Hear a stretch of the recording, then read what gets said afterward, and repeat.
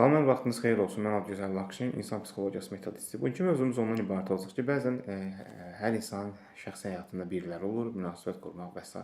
Amma elləri var ki, onlar əgər çıxıb getməlidirsə, burax getsin.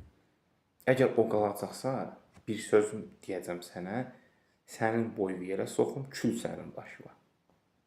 Başqasının dalınca düşəcəksən. Gedirsən, cəhənnəmə get, ora get. Rədd ol, heç istəmirəm səni.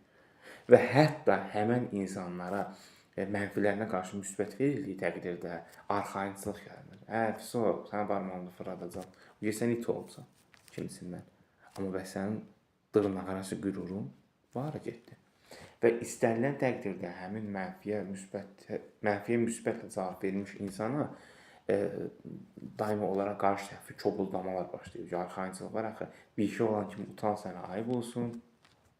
Daha istəmirəm, yazma kimisindən. Elə insan birbaşa rədd etmək.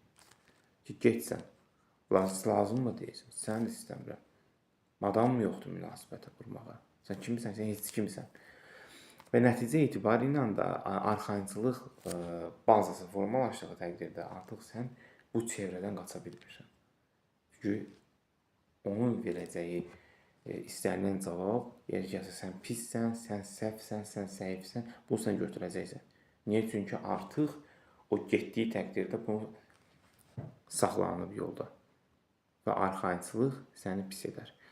Çalışın hər zaman bu kimi məqamlardan uzaq olun, mütləq şəkildə.